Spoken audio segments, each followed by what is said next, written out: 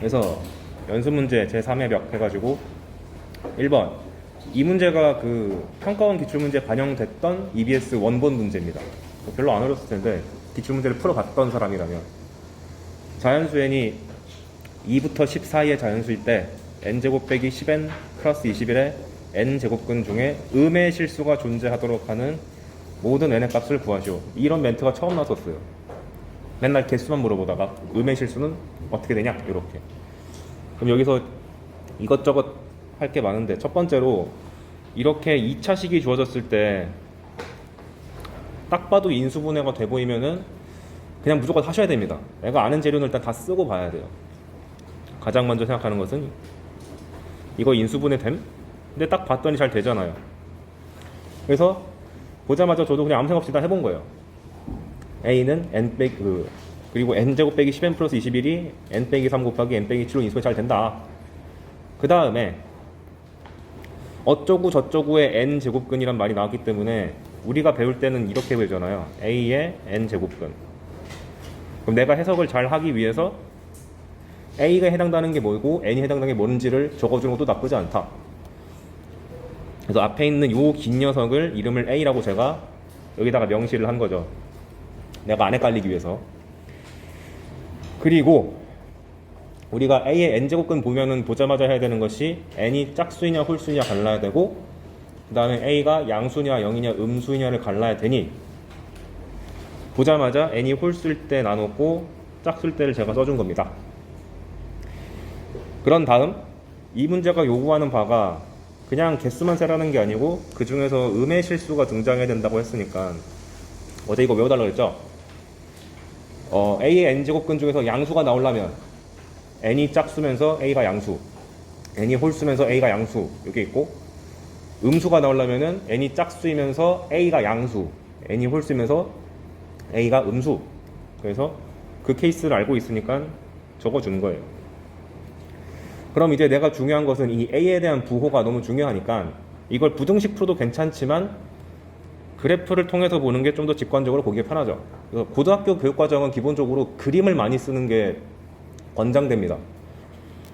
그래서 그래 우리가 보기도 편하고 그럼 딱 보니까 어디가 음수고 어디가 양수인지가 그냥 바로바로 보이잖아요.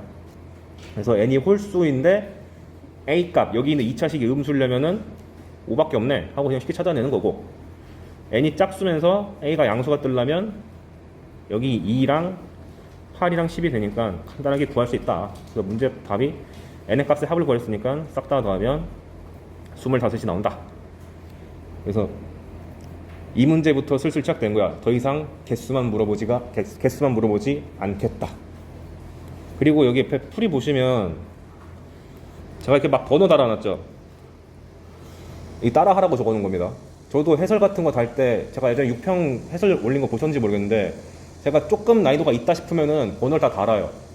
왜? 나도 풀다가 실수할 수 있기 때문에 풀다가 왜 막히지? 싶으면 이제 위로 가서 검토를 해야 되는데 여러분이 문제 풀다가 많은 친구들이 참 공간 이동을 참 좋아해요. 이렇게 있으면 여기서 풀었다가 난리가 나거든요. 이렇게 풀지 말고 가급적 맨날 수학생들 하는 말 있잖아. 제발 이렇게 발에 좀 써라.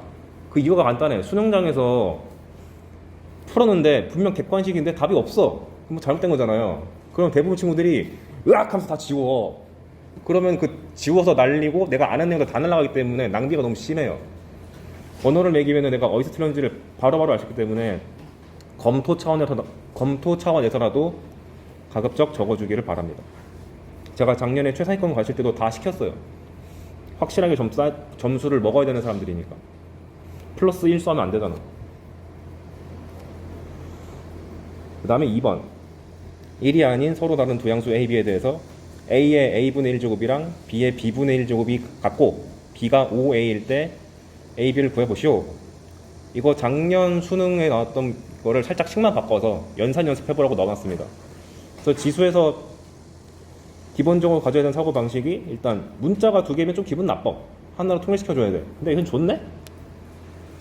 그러니까 그냥 아무 생각 없이 여기다가 갖다 대입을 하면 되는 거죠.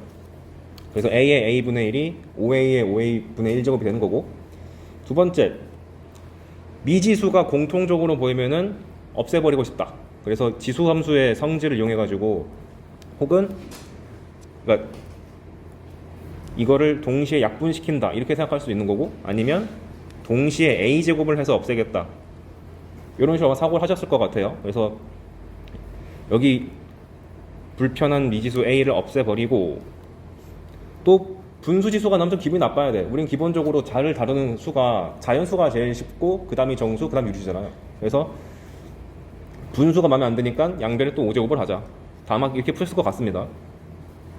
그러면 깔끔하게 a에 대한 방정식이 등장했기 때문에 정말 편하게 a 하나 죽이고 a 4제곱이 오니까 a 값이 손쉽게 등장한다. 다 이렇게 풀었을 것 같습니다. 근데 이걸 내가 왜 골라왔냐면, 요 표현이 변형돼서 등장할 수 있기 때문에 골라왔어요. 밑에 보면 제가 참고해가지고 그래프랑 기울기로 표현할 수도 있다 이렇게 써놨죠. 뭔 소리냐? 여기 a의 a분의 1과 b의 b분의 1이라는 지수처럼 보이는 식을 양변에 로그를 씌우면 이렇게 올라갈 거고, 로그의 성질에 의해서 여기 위에 있는 지수가 앞으로 탁 뱉어질 수가 있죠. 근데 앞으로 탁 뱉을 때 이게 a분의 1로 나갈 텐데 b분의 1로 나가고, 로그 a를 여기 1쪽으로 올려버리면 a분의 로그 a라고 쓸 수 있고 b분의 로그 b라고 쓸 수 있네요. 그럼 이거 뭐야? 분수식이 됐으니까 기울기로 해석할 수 있게 됐잖아요. 그래서 얘가 원점과 a, 로그 a 기울기랑 원점과 b, 로그 b의 기울기가 같다 이라는 이 상황으로 볼 수도 있는 거죠. 그래서 그래프로 표현하면은 오른쪽에 나와 있듯이 y는 로그 x가 이렇게 있고, 원점에서 직선을 쫙 그어가지고 두 점에서 만나게 했는데 가까운 점이 a고 더 멀리 있는 게 b겠죠. 문제 상황에서 b가 5a라고 줬으니까 이렇게 기하학적으로 해석할 수도 있겠다. 그리고 작년 수능 기출은 어떻게 냈었냐면은, 여기 이것도 숨기고 싶어서 지수를 유리수 지수 보기 싫다 그랬잖아요. a, b 제곱을 걸어가지고 작년 문제에서 이런 표현이 나왔었습니다. 그래서 당시 이 문제를 무지성 산수로 풀 수 있었는데 기하학적으로 해석해가지고 보자마자 끝낸 사람들도 있었어요. 그래서 기울기 표현이 정말 작정하고 바꾸면은 이렇게 다채롭게 바뀔 수 있다는 사실을 한번 알려주고 싶어서 문제를 골라왔습니다. 알아두시고, 그 다음에 이번에 6평에 나왔던 문제랑 비슷한 느낌. 2 이상 100 이하인 두 자연수 A, B에 대해서 이렇게 생겨먹은 식이 자연수가 되도록 하는 순서상 A, B를 구해라. 그러면 저는 보자마자 이런 식으로 문장으로 주어진 그 식 또는 숫자의 범위를 한 번은 이렇게 써주시길 바랍니다. 본인이 실수 안 하기 위해서. 그런 다음에 내가 구하고 싶은 식이 이 녀석이 자연수가 되는 건데, 이거 평가원이 맨날 장난질 치는 거죠. 우리는 이제 밑이 통일되어 있어야지만 연산을 할 수가 있는데 의도적으로 뒤집어 놓은 거잖아요. 그래서 로그의 역수가 등장했다 싶으면은 여러분이 이미 익히 잘 알고 있는 로그 AB는 로그 BA분의 1이다. 역수 공식 좀 써보라고, 그 쉬운 4점이나 적당한 3점급에서 좀 잘 나옵니다. 그냥 연습해보라고 넣어놨고요. 그래서 여기 3과 9가 있는 걸 보니까 확신을 갖고 이걸 뒤집으면 이 식이 로그 3a 더하기 로그 9의 b인데, 밑이 통일이 안 돼 있으니까 3 또는 9로 통일을 시켜야 될 텐데, 내가 얘를 3으로 바꾸고 싶으면 이게 루트가 되잖아요. 가급적 루트보다는 자연수 제곱으로 갑시다. 그래서 여기를 9로 바꾸고 a 제곱으로 해가지고 로그 9의 a 제곱 b라고 했어요. 그리고 이런 식이 나왔을 때 얘가 자연수란 조건이 지수로그 문제에서 잘 나오잖아요. 이번 6평 때도 그랬고. 그러면 그 자연수의 이름을 줘요. 저는 웬만하면 대문자 n이나 m 같은 거 씁니다. 그리고 이게 무슨 수라고 자연수라고 꼭 적어주자. 그런 다음에 이제 로그가 꼴배기 싫으니까 양변의 밑을 9로 취하면은 a제곱 b가 9의 n제곱이 되죠. 그럼 자연수의 곱이 자연수의 거듭제곱 나왔으니까 소인수 분해를 하면 얘가 3의 2n제곱이라는 것은 금방 간파가 될 것이고, 이걸 통해서 알 수 있는 사실, a, b가 가질 수 있는 소인수는 3밖에 없음. 따라서 a랑 b를 그냥 냅두는 게 아니라 a랑 b가 3의 거듭제곱으로 표현된다고 이렇게 써주시는 게 좋습니다. 그러면 다시 a랑 b의 표현을 위의 식에다가 집어넣으면 3의 2a제곱 곱하기 3의 b제곱이 3의 2n제곱이 되니까 지수식에서 평범한 1차식이 돼버리죠. 내가 계산하기 편해지기 때문에 이렇게 소인수를 하나하나 잡아가면서 한 줄 한 줄 내려가는 걸 좀 연습했으면 좋겠습니다. 그러면 이제 별거 없죠. A랑 그 B가 2랑 100 사이에 자연수를 했으니까 이거 만족하는 거 열심히 나열하면 되지. 그래서 나열을 쫙 했는데요. 보면 한 6번 했죠, 제가. 여러분, 이런 느낌으로 지수나 로그 던져준 다음에 얘가 자연수가 되기 위한 뭐 A, B의 개수를 구해라, N의 개수를 구해라, 이런 식의 문제 나오면 그 평가 기출을 100%가 10개 내로 잡힙니다. 그래서 생각보다 무지성 나열이 의외로 잘 먹혀요. 그래서 너무 이론적으로 막 식을 막 조작하는 것도 괜찮지, 그것도 멋있긴 풀리긴 하지만 그냥 n에다가 1, 2, 3, 4, 5 넣다 보면은 웬만하면 10개 내로 잡힌다. 그런 의미에서 저도 딱히 멋있게 풀지 않고 싹 다 나열한 겁니다. 나열하는 건 제가 설명 안 해도 괜찮겠죠? 네, 산수 노동이니까. 오케이. 그래서 여기서 이런 교훈이 있다는 걸 알아왔으면 좋겠고, 4번은 정말 말 그대로 한번 산수 노동 해보시라고 넣습니다. 얘도 밑변환 공식인데 2차 방정식이 서로 다른 두 실근을 가진다. 그럼 내가 어제 말씀드렸듯이 2차 방정식이란 게 등장하면은 머릿속에서 이놈 자식 인수분해가 되나? 인수분해가 안 되면 근과 계수의 관계로 풀어야 되나? 근과 계수도 안 먹혀? 그럼 젠장 근의 공식인가? 이런 식으로 가겠잖아요. 근데 이 문제 같이 노골적으로 실근이 어떻게 생겨 먹었는지를 줬으면 보자마자 근과 계수의 관계죠. 그래서 근의 형태를 주면은 근과 계수의 관계 써가지고 합과 곱을 이용할 수밖에 없을 것이다 라고 생각을 하시고, 그 다음에 보통 무난한 문제에서 근과 계수의 관계를 이용하라 그러면 전부 다 고1 때 배웠던 곱셈 공식의 변형이겠죠. 여러분 다 익히 알고 있는 거, 알파 더하기 베타 제곱이랑 알파 빼기 베타 제곱이랑 이거 왔다 갔다 거린 것들. 그래서 얘도 그걸 알고 있으니까 그냥 보자마자 둘의 합이랑 곱을 이렇게 오타내네요. 새벽 3시에 풀었나봐요. 더하기가 아니라 곱하기인데, 그죠? 더하기랑 곱하기 알았고, 내가 또 알고 있는 값이 이렇게 나왔는데, 기본적으로 내가 갖고 있는 값이 밑이 3인 건데 밑이 3이 안 나오니까 좀 기분이 나빠잖아요. 그럴 때 쓰는 공식이 뭡니까? 밑변환 공식이라 그래가지고 로그 알파 베타를 강제로 밑을 3으로 바꾸려면 분모로 만들어서 밑을 3 이렇게 써가지고 알파 베타, 이런 것도 무난한 문제에서 엄청 많이 나오죠. 그리고 이렇게 바꿀 수 있다는 거를 본 순간 로그 알파 베타가 이렇게 표현되고 로그 베타의 알파가 이렇게 표현될 텐데 딱 봐도 합과 곱 뭐 이런 식으로 나올 것 같잖아. 그래서 이제 편안하게 손만 움직여가지고 식 정리하면 되겠다. 그래서 둘을 곱하고 이렇게 곱하고 이렇게 곱해가지고 제곱이 나왔으니까 알파 더하기 베타 제곱 빼기 2 알파 베타 그 공식 써서 열심히 산수하면 무난하게 풀 수가 있겠다. 그래서 어렵지가 않죠. 그래서 가벼운 거지만 한번 연습해 보시라고 넣어놨고, 그 다음에 이 정도 속도 괜찮나요? 네. 그 다음에 5번 문제가 이렇게만 내면 좀 쉬운데 업그레이드 될 여지도 밑에다가 좀 적어놨으니까 이따 봅시다. x에 대한 방정식 절대값 2-3x가 k가 서로 다른 두 실근을 갖기 위한 k값의 범위를 구하시오. 그러면은 일단 절대값을 보자마자 떠오르는 생각이 다 있을 겁니다. 절대값 a를 보자마자 얘를 양수일 때랑 음수일 때를 구분해가지고 풀고 싶다. 절대값의 정의가 이거인 것은 알고 계시죠? 이건 수투를 위해서도 알아야 되는 거지. 절대값 fx 엄청 많이 나오니까. 그런데 이렇게 식으로서 접근하는 방식도 있는데 보통 이렇게 지수랑 로그 함수 같은 게 등장하게 되면은 식보다는 뭐부터 떠올리게 되죠?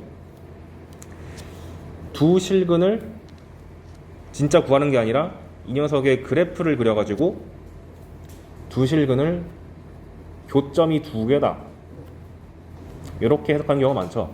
이 절대값 붙은 지수함수 그리고 오른쪽에 있는 상수함수 y는 k를 그려가지고 두 번 만나도록 해라. 그래서 저도 그렇게 했어요. 그래서 이 지수함수 그 절대값 붙은 지수함수를 그릴 때 뭐 잘 알고 계시죠? 원본을 먼저 그린 다음에 y는 3x제곱 빼기 1을 그리는데 주의할 점 반드시 점근선 표시하십시오. 이게 수원을 처음 배울 때는 이거 열심히 그리다가 의외로 수능 문제 풀다 보면 이거 그릴 일이 많지가 않아요. 맨날 식으로 풀다 보니까. 그래서 까먹어서 틀리는 경우가 가끔 나옵니다. 아무튼 점근선 그리고 그 다음에 웬만하면 y절편과 x절편은 적어주는 걸 권장드려요. 언제 쓸지 몰라서. 그래서 0,-를 지나고 y값이 0이면은 로그 3의 2가 된다. 이 정도는 별로 어렵지 않은 거니까 적어주는 걸 권장드리고, 그 다음에 절대값을 씌우라 그랬는데 제가 왜 지수함수를 골라왔냐면 절대값 씌우면 이제 함수가 접혀 올려지잖아요. 제발 점근선도 같이 올리자 라는 취지에서 갖고 왔습니다. y는 -2가 점근선이니까 절대값 취하면 y는 2가 점근선이 된다. 그럼 이제 별거 없지. fx를 그려놨는데 상수함수 k랑 교점을 두 번 만나게 하려면은 2보다 크면 안 되고 2여도 안 되고 밑에 살짝 떨어지면은 두 번 만나고 쭉쭉쭉 내려가다가 0이랑 만나면은 한 번밖에 안 되고 더 내려가면 아예 안 만나니까 k 범위가 0과 2 사이다라고 쉽게 푸셨을 것 같습니다. 이 문제가 미적인가? 미적인 거 소인가 어떤 기출문제에서 어떻게 업그레이드 했냐면은 지금은 단순하게 개수만 물어봤잖아요. 개수가 아니라 범위까지 한정시킬 수가 있습니다. 두 실근을 갖긴 갖는데 둘 다 양근일 조건은 뭐냐? 혹은 양근 하나랑 음근 하나를 가지기 위한 조건은 뭐냐? 그렇게 업그레이드 할 수 있겠죠. 밑에 써놨어. 양근 두 개나 혹은 양근 하나, 음근 하나가 나오면 어떻게 되냐? 이렇게 근의 부호를 가지고 시비를 걸면 부호를 판단하는 기준점이 뭔가요? 숫자 0이죠. 즉 0을 언제 가지는지를 판단한 다음에 그때보다 살짝 위로 올려보고 살짝 밑으로 내려보면은 답이 바로 나옵니다. 그래서 써놨네. x는 0 기준 삼으라고. 그래서 저도 위에서 양근, 음근을 내가 조사할 일이 만약에 생겼다 싶으면은 x는 0, 즉 y축과의 교점을 잡아요. 요렇게. 그때 y값이 1이네? 즉 y는 1이라는 상수함수랑 만날 때는 정확하게 0이라는 근이 하나 나오는데 여기서 이제 그냥 살짝 올려보고 살짝 내려보면은 답이 바로 나오죠. 1보다 살짝 커지면 근이 어떻게 되나요? 양근 하나 뜨고 음근 하나 뜬 걸 바로 할 수 있고 살짝 내리면 양근만 두 개 뜬다는 걸 확인할 수 있죠. 그러니까 이론적으로 하는 게 아니라 기준만 잡아놓고 살짝 움직여본다. 이게 답니다. 그래서 근의 부호 갖고 시비를 걸면은 그 근의 부호를 결정하는 0 기준으로 그 이코를 잡은 다음에 살짝 움직이면은 바로바로 보이니까 그렇게 판단하시면 좋겠습니다. 이거 4점짜리로 넣은 적이 있습니다. 아이고, 그 다음에 6번. 이것도 흔하게 나오는 건데 2차 함수 x제곱 빼기 6x 플러스 6이 나왔다. 그럼 보자마자 인수분해가 택도 없네요. 저는 근의 공식으로 할 수 있는데요. 그러지 말라고. 그 다음에 함수 관점으로 나왔으니까 보자마자 또 하셔야 되는 게 이 녀석 대칭성이 어떻게 생겼나. 즉 완전 제곱식을 만들어 보면 x 빼기 3의 제곱 플러스 3 빼기 3이니까 마이너스 3. 이것도 꼭 써놓고 가세요. 특히 2차 함수가 나왔는데 대칭축을 안 구해놓고 가면 큰일 납니다. 이게 숫자가 나와 있을 때. 그런데 로그 부등식이 정말 더럽게 나왔다. 로그 2분의 1에 대괄호에 fx 빼기 2 곱하기 fx 마이너스 6이 마이너스 5보다 크거나 같다. 오케이. 그럼 이렇게 로그에 대한 방정식이나 부등식 주어지면은 다른 거 다 제쳐놓고 뭐부터 해야 돼? 제가 여기 써놨듯이 진수 조건 제발 챙기세요. 제발. 이게 특히 3등급 언저리에서 노는 친구들이 많이 실수합니다. 한 25번에 26번 같은 거 푸는데도 진수권 하나 놓쳐가지고 한 개 잘못해서 3점을 잃어버린 경우가 많아요. 실제로 작년에도 제가 가셔보면은 10월 학평 때 내가 맨날 말하는데 수능 한 달 전이잖아요. 수학 3컷이 50이야. 이런 거 실수하기 때문에 제발. 그래서 진수 조건이 fx가 이렇게 생겼으니까 얘가 양수가 되기 위한 조건이니까 f가 6보다 크거나 f가 2보다 작으면 되겠죠. 써놓고 그 다음에 요 부등식을 이제 풀기 위해서 로그의 성질 막 써야죠. 밑이 지금 1보다 작으니까 여기에 2분의 1제곱, 2분의 1제곱을 취하면은 부등호 방향이 뒤집힐 거고 2분의 1에 마이너스 5제곱이란 것은 2의 5제곱이랑 똑같은 거니까 32. 그래서 요 식이 32보다 작거나 같다가 되고 열심히 뚝딱뚝딱 정리를 하면은 fx가 마이너스 2부터 14이라는 것을 아마 쉽게 구했을 거예요. 산수는 스킵하겠습니다. 자, 그러면 이것만 보고 답 내리면은 이제 재수하는 거라고. 진수 조건 체크 안 하면. 그래서 위에 있는 진수 조건이랑 섞어가지고 결론 지으면 f가 마이너스 2 이상 2 미만 6 초과 10 이하라고 결론 지을 수 있죠.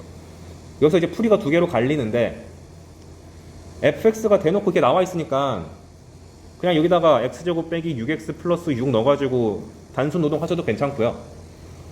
저는 그냥 한번 그래프로 생각해 보시라고 그래프로도 풀어놨습니다. 그럼 f가 x는 3에 대해서 이렇게 대칭이 되는데 비교 대상이 마이너스 2, 2, 6, 10 이렇게 되는 거죠. 그래서 마이너스 2, 2, 6, 10 해가지고 여기가 구간이 지금 3을 기준으로 해서 대칭적으로 나오는구나. 이렇게도 한번 캐치할 수 있겠죠. 그래서 열심히 부등식을 풀기 위해서는 부등식을 풀기 위한 기준이 뭡니까? 등식이죠. 방정식. 그래서 그 근을 이코를 잡아가지고 푸시고 제가 이런 말을 괜히 하는 게 아니에요. 어려운 문제 풀 때도 이런 말 다 할 거거든. 지금부터 세뇌시키는 겁니다. 잡아가지고 진짜 별 수 없이 근해공식 다 써가면서 구간에다가 열심히 표현하면은 그 x 자연수인가요? 정수 x의 개수가 열심히 구간 표현하면 잘 나오겠죠 뭐. 네. 뒤는 좀 산수 노동이니까 스킵하겠습니다. 이거는 본인 산수로 한번 연습해 보세요. 그래서 이 문제의 교훈 진수 조건 그 다음에 이렇게 2차 함수랑 관련된 방정식 내지 부등식이 나오면은 그래프로 해석할 수도 있음. 그 다음에 부등식이 나왔는데 좀 풀기 힘들다 싶으면 등식을 고려하자. 요거까지. 뒤에서 어려운 문제 풀 때도 계속 말할게요. 7번. 이게 약간 수능 기출문제 약간 베껴가는 거죠. 자연수 K에 대해서 직선 y는 K가 지수함수 y는 2x제곱과 만나는 점에 x좌표를 알파라 하고 이렇게 문장이 너무 길면 끊고 여기 일단 해봅시다. 그럼 y는 K랑 y는 2x제곱이랑 만나는 거라고 했으니까 2의 x제곱이 K가 될 때의 근이 알파니까 제가 보자마자 2의 알파는 K라고 쓴 거죠. 그럼 웬만하면 이거 그냥 푸세요. 알파는 로그 2K다. 두 번째, y는 2K가 지수함수 y는 8x랑 만나는 점을 베타라 그러자. 그럼 똑같이 하면 되네. 8의 x랑 2K랑 만나는 게 베타였으니까 8의 베타 제곱이 2K다. 그러면은 이 지수 방정식을 풀면은 베타가 로그 8의 2K가 되고 이런 식으로 거듭 제곱 관계의 밑이 등장하면은 반드시 통일을 시킵시다. 이거 아까도 했던 말이죠. 저는 작은 수가 좋으니까 2로 통일할게요. 그래서 8이 2의 세제곱이니까 3이 밖으로 빠져나가서 3분의 1.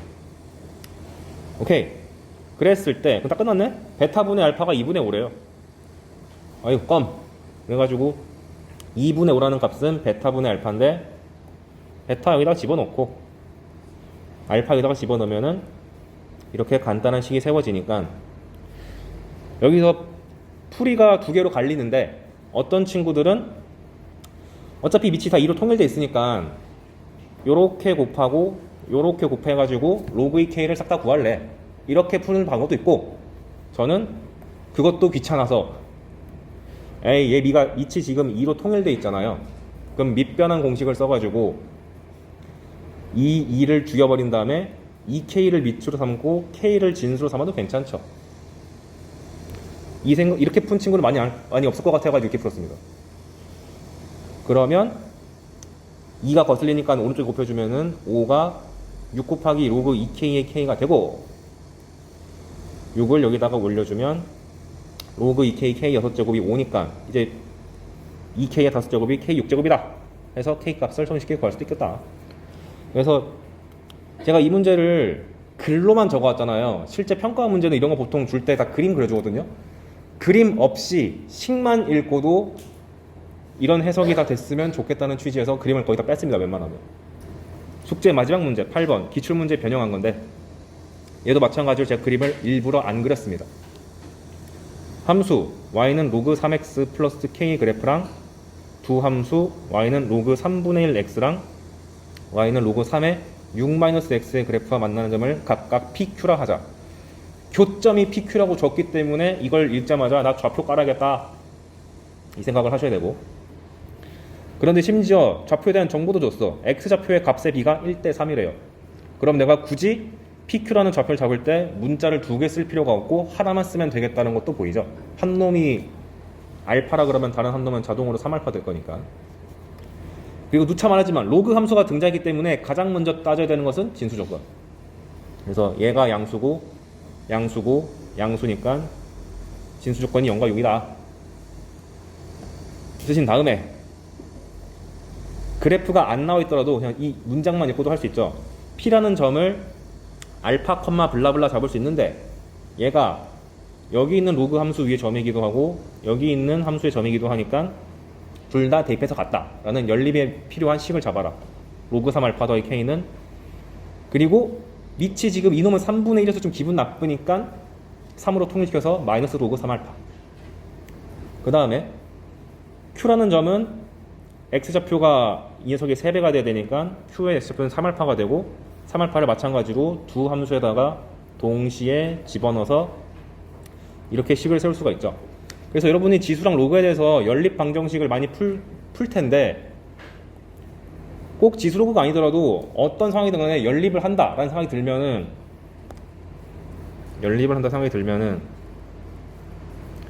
가장 먼저 떠올려야 되는 것은 당연히 더하기랑 빼기죠. 이게 1순위인 거고, 그러니까 연립에 대한 기준이에요. 두 번째가 곱하기랑 나누기도 나오죠. 그런데 곱하기 중에서 똑같은 걸 곱하는 거를 두 글자로 뭐라 그러지? 제곱 같은 경우는 삼각함수에서 엄청나게 많이 쓰이죠.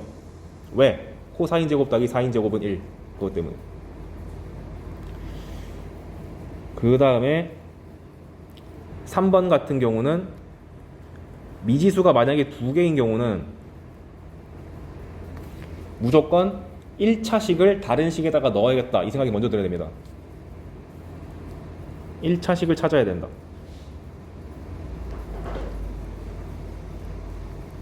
무슨 소리냐? x 플러스 y는 1이고 x제곱 플러스 y제곱은 25가 나왔다. 이런 거 나왔을 때 1차나 2차, 1차랑 혹은 뭐 x, y는 뭐라고 할까? 마이너스 24 이런 식으로 1차가 주어지고 2차가 주어지고 1차가 주어지고 2차가 주어지고 이런 느낌의 상황이 주어지면은 무조건 1차를 다른 거에다가 집어넣겠다. 이 사고방식이 중요해요. 이거 고1 때 열심히 훈련 받았죠? 그죠?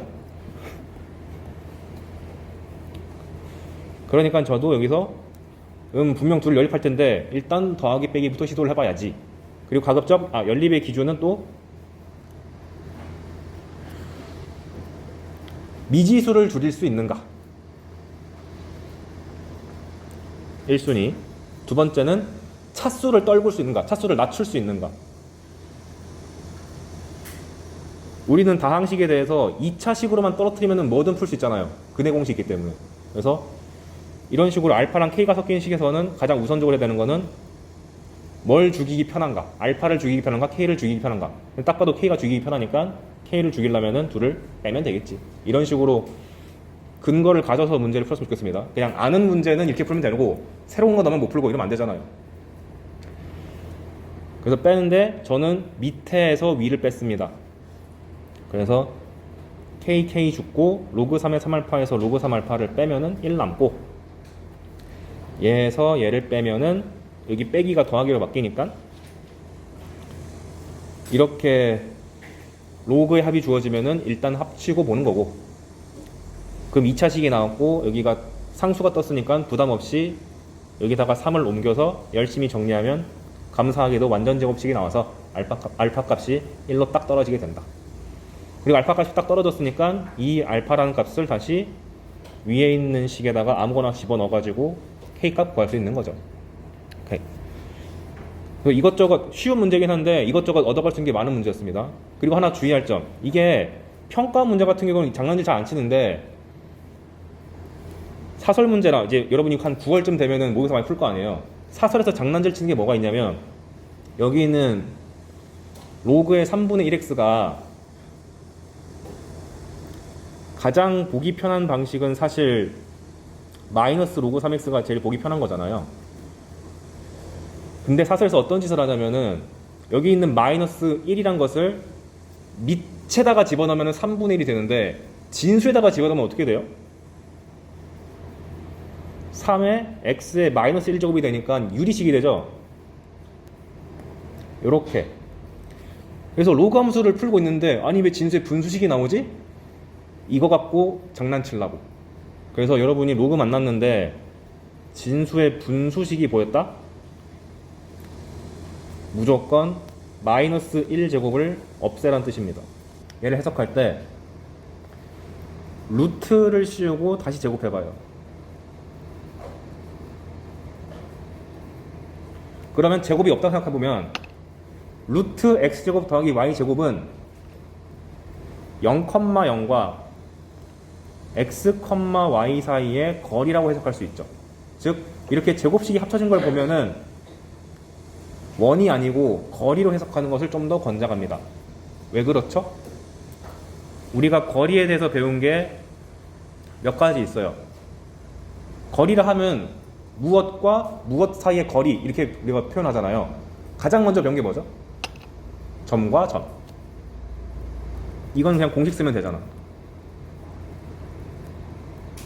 그 다음에 점과 직선 사이의 거리, 얘도 공식이죠.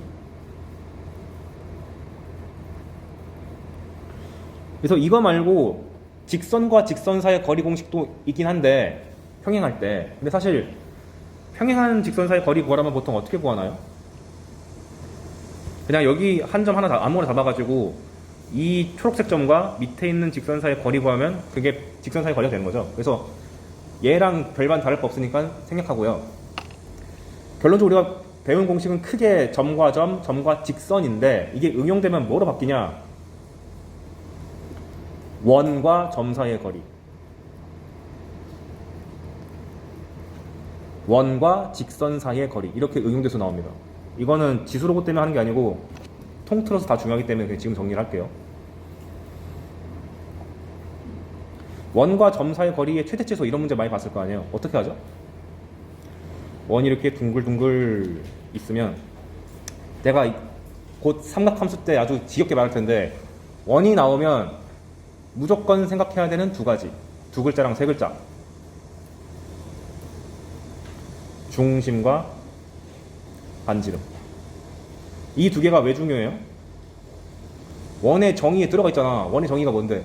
한 점으로부터 거리가 일정한 점들의 모임인데 그 한 점이 중심이고 일정한 거리가 반지름이니까. 그래서 제발 문제 상황에서 원이 주어졌는데 중심을 안 찍어주면 내가 찍어야 돼. 이 말 제가 삼각함수 때도 반복할 겁니다. 도형 문제 때문에. 그리고 반지름 표시하는데 이 문제 같은 지금 제가 어떻게 거리 표현하고 있잖아요. 바깥에 있는 점 A에 대해서 원 위의 점 P를 잡았을 때 AP 거리의 최대치수를 물어봤다. 이런 문제 많이 봤죠? 지금 배워놓고 까먹지 맙시다. 그럼 무조건 어떻게 하면 돼? 원에서 제일 중요한 점은 중심이기 때문에 바깥에 있는 점과 중심 C를 이읍시다. 보통 중심을 C라고 표현하죠? 왠지 아세요? 센터. 다 알지? 고3 수험생들 영어 잘하나? 그런 다음에 최장거리는 중심까지의 거리에서 조금 더 가면, 반지름만큼 더 가면 이때가 맥시멈이고, 덜 가면 미니멈이다. 그래서 언제나 그러니까 원과 점, 원과 직선 사이 거리가 등장하면은 무조건 중심과 점 사이의 거리, 중심과 직선 사이 거리로 해석한다는 것을 언제나 잊지 마십시오. 수능을 관두는 그날까지.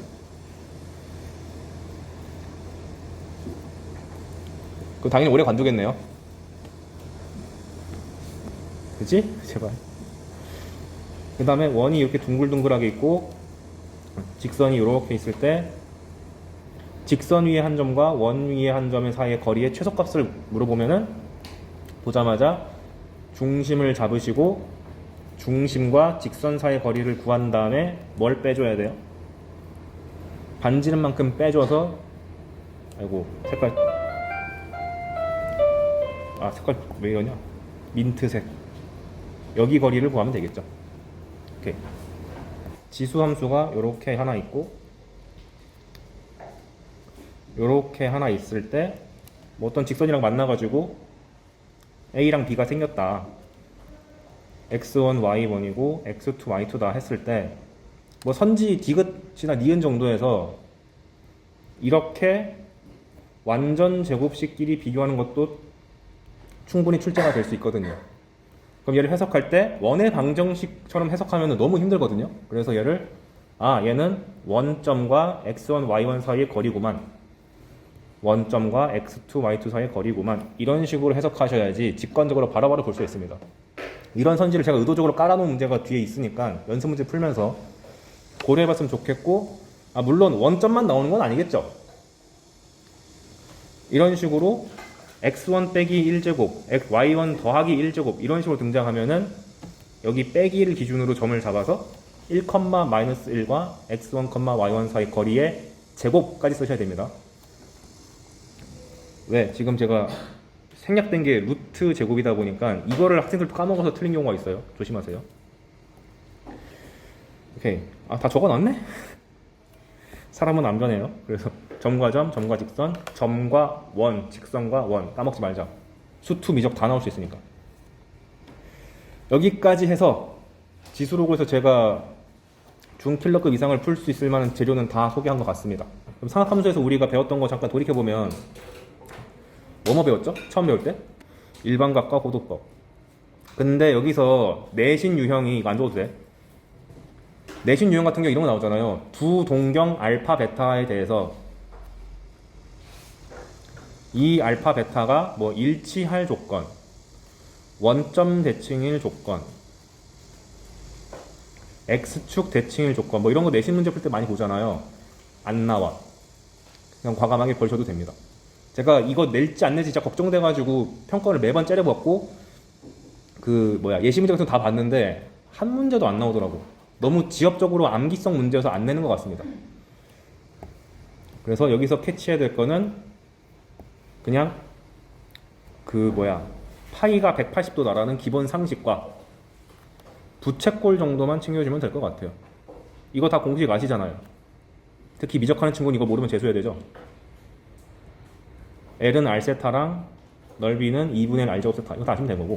그래서 실질적으로 여러분한테 영향을 줄 수 있는 파트는 삼각함수의 그래프 파트죠.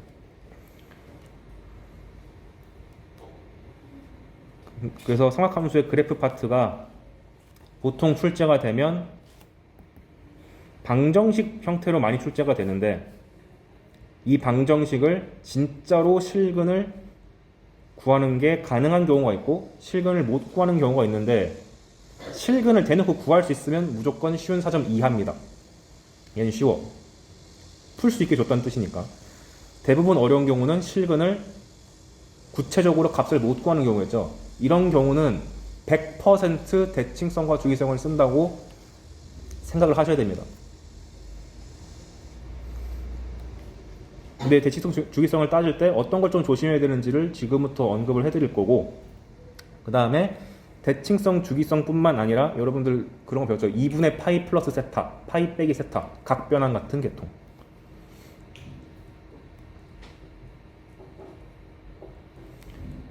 요런 게 섞여가지고 어려운 방정식을 근을 구하는 게 아니라 근의 개수라든가 근의 합 같은 거를 많이 요구하게 된다. 그리고 우리를 괴롭히는 거, 도형. 도형 같은 경우는 수원뿐만 아니라 미적 선택한 친구들은 내가 수원에서 한 얘기가 미적에서 그대로 적용되니까 잘 알아두셔야 되는데, 삼각형과 원을 봤을 때 무조건적으로 해야 되는 선긋기라든가 점찍기라든가 이런 게 있는데, 어떤 삼각형이 등장했을 때 아이디어가 어떤 것들이 있는지 도구 정리를 하는 시간을 갖도록 하겠습니다. 그래서 그걸 염두에 두고 수업을 들으시면 될 것 같아요. 그래서 일반과학 호도법은 교재에 넣지도 않았고 바로 삼각함수의 활용부터 넣었죠. 그래서 그래프랑 방정식이랑 부등식이 나왔는데, 일단 삼각함수의 그래프를 그릴 일이 생겼을 때, 즉 사인, 코사인, 탄젠트를 그릴 일이 생겼을 때 일단 저는 무지성으로 한 주기는 그립니다. 그래서 주어진 삼각함수의 주기가 얼마지? 부터 파. 그 주기를 알아야지 내가 어디까지 그리면 되는지가 각이 세워지니까. 그래서 예를 들면은 여러분 주기 구하는 건 다 알고 계시죠? 사인 파이 x라든가 코사인 3x라든가 탄젠트 뭐라고 할까? 7x라든가 이런 거 나오면 주기 어떻게 구한다고 배웠죠? 얘 주기는 파이분의 2파이 해가지고 2라고 세우는 거고, 얘는 3분의 2파이라고 해가지고 3분의 2파이 하면 되는 거고, 탄젠트 맨날 사인 코사인 하다가 탄젠트도 실수로 2파이 올리는 친구들도 있는데 그렇게 하면 안 되죠. 7분의 2파이를 올리는 게 아니라, 이건 실수 방지 차원에서. 출제 빈도는 누가 높을까요? 압도적으로 사인 코사인입니다. 왜 그러냐면 한 주기 내에서 사인과 코사인은 1대1 대응이 아니죠. 왜냐면 이렇게 생겼기 때문에 같은 y값에 대해서 근이 두 개 나올 수 있잖아요. 그래서 물어볼 여지가 좀 생기는데, 탄젠트는 이런 한 주기 내에서 계속 증가하고 있다 보니까 기껏 해봐야 써먹을 수 있는 게 원점에 대한 대칭성밖에 써먹을 게 없어가지고 어렵게 나오기가 힘들어요. 그래서 작년 수능 문제 같은 경우도 기껏 해봐야 원점 대칭 하나 써가지고 한 중킬러 문제가 나왔던 게 있었습니다. 어렵지도 않았어요. 그래서 우리의 메인 타겟은 사인, 코사인을 보시면 되고, 그 다음에 제가 무조건 한 짓이 뭐냐, 우리가 사인 그래프가 언덕 이거 다 아시고 코사인이 이렇게 메롱 이렇게 생긴 거 알잖아요. 그거를 그냥 막 그리는 게 아니라 가급적 여기 써놨듯이 8등분해서 그리기를 강력하게 권장드립니다. 8등분한 게 뭐냐면 축 세우고 축 세운 다음에 얘를 하나, 둘, 셋, 4개 가지고 1, 4, 2, 4, 3, 4, 4, 4를 다 구분지란 얘기고, 위아래 최상단과 최하단을 반드시 그어주기를 권장합니다. 왜 그러냐면 우리가 사인 코사인에 대한 방정식 또는 부등식을 많이 풀게 될 텐데, 그러면 보통 이제 코사인 x는 k 같은 형태의 방정식을 많이 풀게 되잖아요. 그런 이거는 y는 코사인 x를 그리고 y는 k라는 상수함수를 그래서 만나게 하는 얘긴데, 최상단과 최하단만 조금 특이할 수 있거든. 예를 들어서 보통 우리가 한 주기를 그리라 그러면 0부터 2파이까지를 그리는 건데 보통 끄트머리를 빼죠. 그러면 최상단에 해당되는 y는 1을 그리면 교점이 왼쪽에서 하나 나오고 오른쪽은 나오지가 않잖아. 교점의 수가 한 개죠. 그리고 가장 밑에서 그리면 마찬가지로 하나밖에 안 나오죠. 즉 최상단 최하단만 교점의 개수가 딱 하나, 홀수개가 나오고 나머지는 다 몇 개야? 2개가 나올 수밖에 없고, 심지어 그것이 대칭성 있게 나오잖아요. 그러니까 특이 케이스를 주고 싶어서 최상단이랑 최하단을 건드리는 경우가 많거든요. 이걸 놓치지 않기 위해서 8등분 하는 얘기입니다. 조금 생각하면서 어려워지면은 맨날 맨 위랑 맨 아래 건드려가지고 우리 헷갈리게 하는 거예요. 왜냐면 보편적으로는 계속 교점의 개수가 짝수개고 합이 일정하게 뜨는데 뜬금없이 교점의 개수가 홀수개 나오는 경우도 있거든. 대체 뭐지? 맨 위랑 맨 아래 중 하나겠다. 이렇게 캐치를 해야 돼요. 특히 코사인보다도 더 중요하게 나오는 게 뭐냐면 사인입니다. 실제로 사인 문제가 기출문제 쳐다보시면 훨씬 많이 나왔어요. 왜? 코사인은 그나마 K를 아무렇게나 잡아도 계속 요 가운데 선에 대해서 대칭이잖아요. 근데 사인은 위에서 그을 때랑 아래에서 그을 때랑 대칭이 되는 선이 다르잖아. 그러니까 헷갈리게 할 여지가 많기 때문에 사인 쪽이 좀 더 까다롭게 출제가 될 수 있다. 그래서 사인도 마찬가지로 보자마자 해야 되는 게 뭐냐면 저기 나와 있는 것처럼 8등분을 하시고 최상단도 표현 한 번밖에 안 만남, 최하단도 표현 한 번밖에 안 만남. 그리고 사인 같은 경우는 양수, 음수도 조심. 양수에서 만나면 이 선에 대해서 대칭. 그래서 만약에 여기가 알파면 여기는 0파이니까 파이 마이너스 알파라는 거 반드시 아셔야 되고, 그 다음에 밑에서 그으면 여기를 베타라고 했을 때 여기가 이게 2분의 3파이니까 3파이 마이너스 베타가 된다. 이런 거를 바로바로 다 표시를 해놓고 가셨으면 좋겠다. 그래야지 내가 보자마자 파악이 되니까. 그리고 놓치기 쉬운 거, 주로 선대칭이 나오는데 얘네들 점대칭도 있다는 사실을 잊으시면 안 되죠. 특히 사인은 원점 대칭을 가장 처음 공부할 때는 되게 중요하다고 배웠을 텐데 여기도 점대칭이 되지만 이 한 주기 내에서 점대칭을 찾아라 라고 하면은 0,0보다는 파이, 0이 좀 더 주목할 만 하겠죠.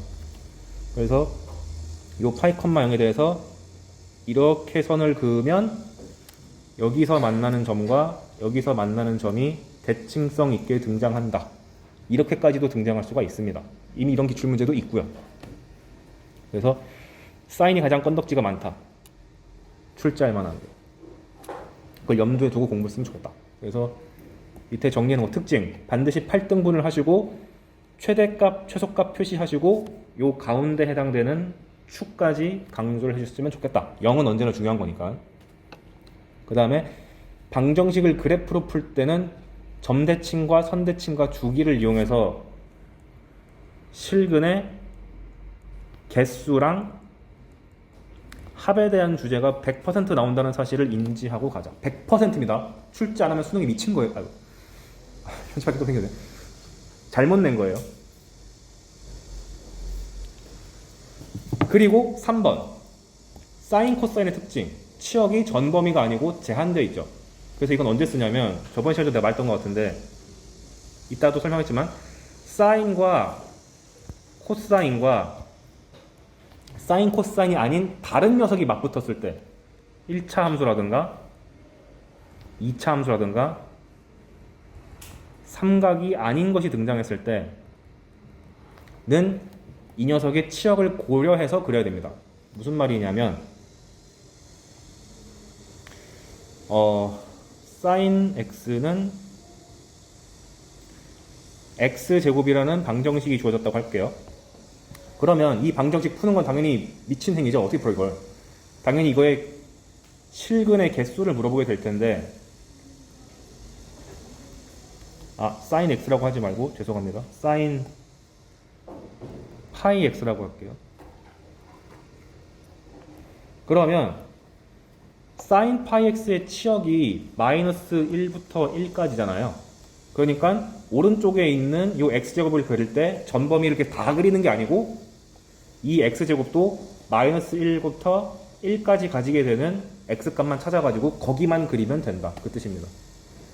그럼 x제곱이 마이너스 1과 1 사이에 들어가려면 x값이 뭐부터 뭐 사이에요?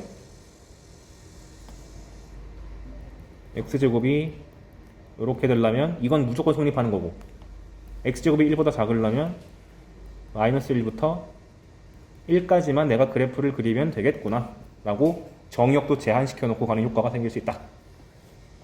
그러면 여러분이 그래프를 쓸데없이 많이 그리는 게 아니라 딱 필요한 부분만 그릴 수 있으니까. 그래서 한 김에 해보면 사인 파이 x는 주기가 얼마입니까? 파이분의 2파이니까 2죠. 그럼 마침 여기 구간의 길이도 2고 주기도 2니까 딱 한 주기 그리면 되겠다. 이런 느낌이 드네.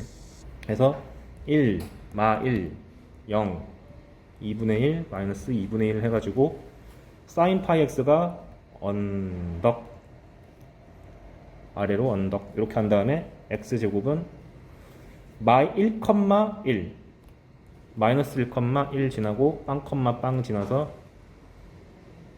이렇게 생기지롱. 이런 식으로 그리면 되겠죠. 그래서 이렇게 필요한 부분만 그려가지고 체크하는 것이 상당히 중요합니다. 왜? 우리의 시험지는 한정돼 있잖아요. 아이패드가 아니잖아. 손가락 대봤자 안 움직이잖아. 그잖아요. 나는 이거 익숙해지기 전에 학생들이 종이에 대고 이거 하는 게 장난인 줄 알았는데 내가 그러고 있더라. 아무튼 그 다음에 혹시나 탄젠트가 나오게 된다면 주의사항, 이 녀석 점근선이 있다는 사실 잊으면 안 됩니다.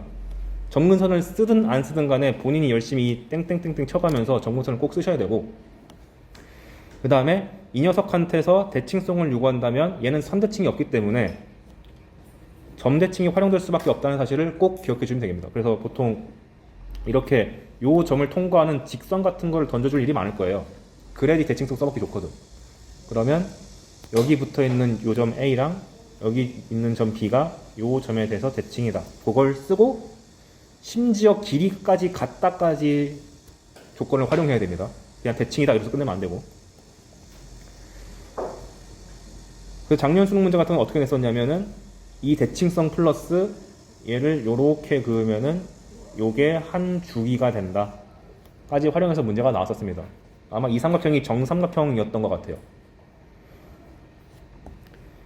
그리고 이거는 지금 좀 낼지 안 낼지 좀 걱정되는 건데, 앞에서 지수로그 함수에서 기울기 표현이 되게 유효하게 나왔잖아요. 왜? 아래로 볼록이랑 위로 볼록이 있으니까. 근데 탄젠트도 잘 째려보면 X축을 기준으로 봤을 때 X축 위에 있는 탄젠트 그래프는 다 아래로 볼록이죠. 그러니까 기울기 갖고 장난질 칠 수 있는 여지가 있죠. 점점 오른쪽으로 갈수록 기울기가 커진다. 근데 X축보다 밑에 있는 음수 파트는 전부 다 위로 볼록이네요. 그래서 갑자기 평가원이 확 바꿔가지고 지수 로그 대신에 탄젠트 같은 거 던져가지고 기울기의 대소관계를 물어볼 수도 있습니다. 그래서 사설 문제 풀다 보면은 탄젠트 갖고 그런 게 기울기 묻는 문제가 꽤 많아요. 근데 아무 근거 없이 그렇게 내는 게 아니고 미적분에서는 낸 적이 있거든. 근데 그 미적분 개념인 게 결국 수원 수투를 섞어서 만든 게 미적분이잖아요. 미적분에서 출제됐던 게 수원으로 떨어뜨려서 나올 수 있기 때문에 높아심에 언급은 하겠습니다. 9평 때 나오면 아 이거 무조건 지수로그 때 했던 이론을 여기서 그대로 적용시켜야겠구나 그 생각을 하셔야 돼요. 그래서 지수로그와 유사하다. 요거 하나만 이제 미출제인데 혹시나 해서 적어놓겠습니다. 그래서 그래프에 대한 것은 요거 사실을 다 염두에 두고 가셔야 되고, 두 번째 주의사항, 삼각함수의 가장 근본이 되는 식 코사인 제곱 더하기 사인 제곱은 1. 언제나 떠올리세요. 개인적으로는 삼각함수 문제가 등장했다? 이거 써놓고 시작하는 걸 아주 아예 권장한 아예 안 까먹기 위해서. 너무너무 중요한 식이고, 그 다음에 각변환, 여러분이 여기 나와 있는 코사인 2분의 파이 빼기 세타라든가 아니면 사인 파이 빼기 세타라든가 아니면 뭐 탄젠트 2분의 3파이 플러스 세타 이런 것들 변형하는 거는 하실 줄 안다고 믿겠습니다. 그냥. 그래서 이런 거 등장하면은 이미 주어져 있을 때 바꾸는 것 자체는 잘하잖아요. 근데 좀 더 나아가서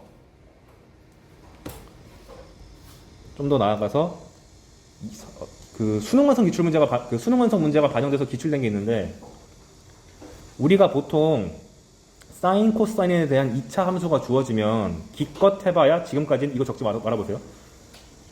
이런 식으로 등장을 했단 말이죠. 이런 느낌의 문제 많이 봤었죠. 내신 공부할 때.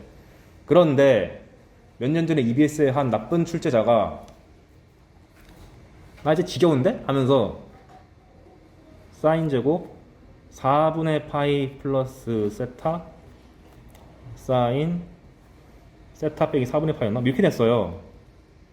나쁜 사람. 근데 이걸 보고 헉! 미적 선택자들 난 덧셈 정리를 배웠지롱 하면서 전개하면 큰일 나. 이 둘을 보고 뭔가 각이 요상스럽게 등장했다 싶으면 이 둘의 합이나 차가 무조건 2분의 파이의 배수가 됩니다. 그렇게 낼 수밖에 없어요. 수은 단독 문제이기 때문에. 그래서 어떻게 하면 되냐면 그냥 한쪽을 t로 치환하면 돼요. 그럼 다른 한쪽이 이 t에 대해서 어떤 걸 추가해야지 얘가 나오죠? 2분의 파이만큼 추가시키면 저놈이 나오죠. 그러니까 아하, 그냥 얘는 페이크였던 것 뿐이고 2분의 파이 플러스 t를 각변화시키는 걸 내는 게 목적이었구만, 이렇게 인식을 하셔야 되는 거죠. 근데 이제 저질스러운 참고서들이 뭘 하냐면은 평가원이 4분의 파이를 내줬으니까 난 3분의 파이를 내야지 하면서 사인 제곱 3분의 파이 플러스 세타 사인 뭐라고 할까? 세타 마이너스 6분의 파이. 똑같은 문제라는 게 느껴지십니까? 얘도 이걸 t라고 치환하면은 얘가 t 플러스 2분의 파이 되잖아요. 이렇게 할 수도 있고, 아니면 지금 계속 제가 더 해가지고 만드는 것만 보여주고 있죠. 다른 것도 낼 수 있어. y는 사인 제곱 3분의 파이 마이너스 세타 사인 세타 플러스 6분의 파이. 이렇게 등장하면 어쨌거나 이 상태에서는 할 수가 없다. 절대 삼각함수의 덧셈 정리가 아니다 라는 걸 인식하고 한 놈을 그냥 일단 t로 치환해봐요. 그럼 얘를 t로 표현하려면 어떻게 하면 되지? 를 고민해야 돼. 어떻게 하면 될까? 세타 플러스 6분의 파이가 t니까 세타는 t 마이너스 6분의 파이가 되고요. 여기 위에 주어져 있는 거는 3분의 파이 빼기 세타잖아요.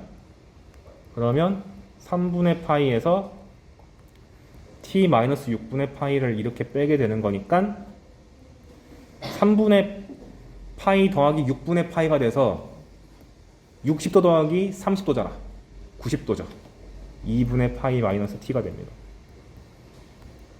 즉, 이 녀석이 t면 위에 있는 얘는 2분의 파이 빼기 t가 되니까 또 마찬가지로 각변환을 신나게 쓸 수 있게 된다.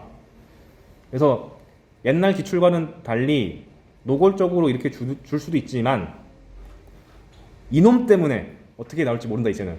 근데 결국 요구하는 건 뭐냐? 합이나 차가 2분의 파이의 배수일 것이다. 이걸 염두에 두고 가시면 되겠습니다. 됐죠? 아, 참고 제가 필기해놓고 못 받아 적었는데 빨리 가면은 멈춰 해주세요. 그래서 각변환 중에서 보통 이제 보고 바꾸잖아요. 예를 들면은 여기 사인 파이 플러스 세타 같은 거 등장하면은 파이 플러스 세타네? 그럼 파이가 2분의 파이에 뭐 2배니까 어쩌고저쩌고 해가지고 구해야겠네? 라는 과정을 거치는데 그 과정을 스킵하고 그냥 보자마자 알아야 되는 게 두 개 있습니다. 2분의 파이 빼기 세타랑 파이 빼기 세타는 그냥 보자마자 알아야 돼요. 써놨죠. 코사인 2분의 파이 빼기 세타는 보자마자 사인 세타로 고칠 수 있어야 되고 사인도 마찬가지로 보자마자 고칠 수 있어야 된다. 그래서 이게 어떻게 응용되냐면 내신 때 봤을 것 같은데 코사인 제곱 1도 더하기 코사인 제곱 89도 이런 거 본 적 있죠? 그럼 나는 코사인 1도를 구하고야 말겠다가 아니라 89도가 이게 90도 빼기 1도니까 사인 제곱 1도로 바꿔가지고 푸는 거잖아요. 그래서 코사인 제곱 더하기 코사인 제곱 2분의 파이 빼기 세타가 1 나온다는 게 내신뿐만 아니라 모의고사에도 충분히 등장할 수 있는, 그러니까 단독 문제가 아니라 기억, 니은, 디귿에서 한 개 정도 먹을 수 있는 주제이기 때문에 기억해 두시는 게 좋고, 제가 여기다가는 안 썼는데 파이 빼기 세타도 외우라 했잖아요. 그건 왜 그러냐? 도형 문제에서 너무 많이 나옵니다. 그래서 사인 파이 마이너스 세타는 보자마자 뇌를 거치지 말고 바로 사인 세타라고 나올 줄 알아야 되고, 코사인 파이 마이너스 세타는 뇌를 거치지 말고 바로 마이너스 코사인 세타라는 게 툭툭 나와야 됩니다. 왜 파이 빼기 세타가 도형에서 잘 나올까요? 첫 번째 이유, 직선이 이렇게 쫙 주어졌을 때 선분을 이렇게 뚫고 지나가게 되면 한쪽을 세타라고 하면은 다른 한쪽이 뭐가 되죠? 파이 빼기 세타가 되죠. 이 짓을 어디서 많이 하냐면 뒤에서 설명했지만 삼각형에서 이런 짓을 많이 합니다. 이런 게 1차적 이유고, 두 번째 이유는 삼각형의 내각의 합이 얼마예요?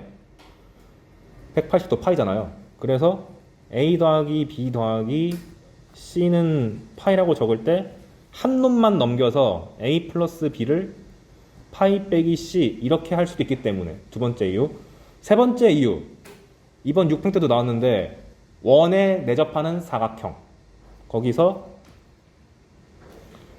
이렇게 내접하는 게 등장하면 한쪽이 세타면 마주보고 있는 게 파이 빼기 세타라서. 그러니까 도형 문제에서 낼 건덕지가 무려 3개나 되잖아. 그러니까 무지성으로 탁 튀어나올 정도로 연습이 돼야 됩니다. 수원뿐만 아니라 미적까지 다 하는 거예요. 지금은 전부 다 중요해. 이거는 무조건 해야 돼요. 그리고 코사인 제곱 더하기 사인 제곱이 어떤 식으로 활용되냐면은 곱셈 공식의 변형 때문에 많이 활용되기도 하죠. 사인 더하기 코사인을 알면은 얘를 제곱해가지고 사인 곱하기 코사인을 알 수도 있고, 역으로 사인 곱하기 코사인을 알고 있으면 여기다가 1만 추가시키면 얘를 알 수가 있다. 마찬가지로 빼기도 왔다 갔다가 된다.